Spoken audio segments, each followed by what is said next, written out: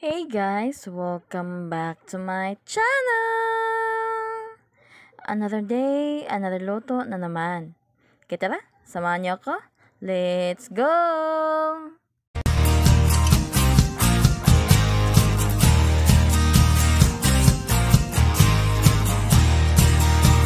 Before we start, I would like to thank all of my subscribers, viewers, silent viewers. Thank you so much for always supporting my channel. Your support, guys, are very much appreciated. And for the list of ingredients and measurements, please check the description below. Hanap mo ba ay masarap na pampalamig na madali lang gawin at kayang-kaya pa sa bulsa? Kung ganon, ang video na ito ay para sa iyo. Dahil ang gagawin natin for today ay creamy avocado smoothie. At kung paano ito gawin at ano ang mga ingredients natin, please tapusin mo ang video na ito para malaman mo. First, ay meron tayo ditong dalawang avocado. Ayan, tignan nyo naman guys, napakaganda po ng itong ating avocado na nabili. At take note, sa online ko lang po ito nabili sa Facebook. And I'm super happy po guys dahil ang mura lang niya at ang ganda pa ng laman nitong ating avocado na nabili. Ang price po nito ay 115 pesos isang kilo. Bali, 4 po itong nabili ko, pero dalawa lang po yung gagawin ko. Dahil yung dalawa ay gagamitin naman natin para sa iba pa nating lulutuin. At ayan na nga, itong isang peraso ng avocado ay hiniwa ko lang po ito into maliliit na cubes. Dahil yan po yung ipapatoppings po natin mamaya sa ating avocado smoothie.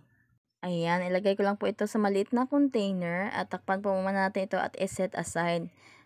Ngayon naman ay gagawin naman natin yung ating isa pang avocado. At ito po ay pipinuhin po natin kung meron po kayong grinder dyan. Mas maganda po ang grinder.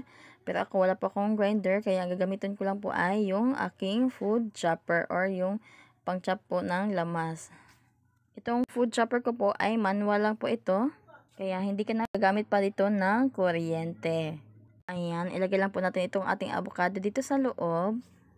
And I'm super happy po talaga guys kasi ang ganda po nitong avocado na nabili po natin and ang sarap po niya. Ang avocado po ay isa po sa paborito kong fruits. Ayan, naglagay lang po ako dito ng evap para po mas mapino po itong ating avocado at maglagay din po tayo dito ng white sugar para pampatamis. At buti na lang ay nakita tayong nagbebenta sa online ng murang avocado.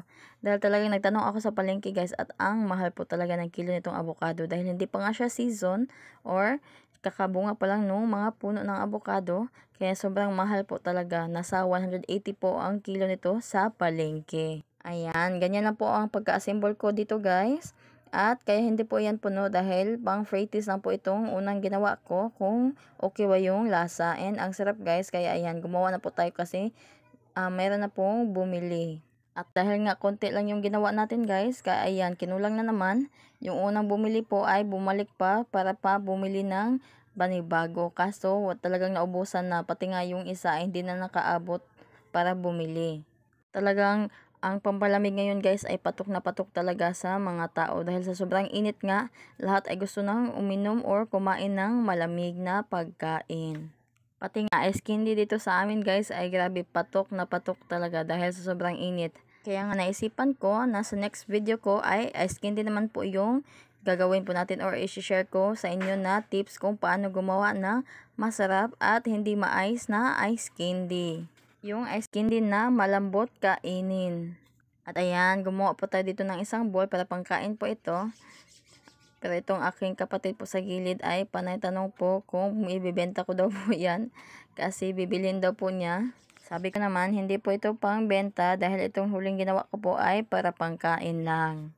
At ayan na nga, panay na nga tanong nila sa akin kung kailan daw po ako gagawa ulit ng pampalamig.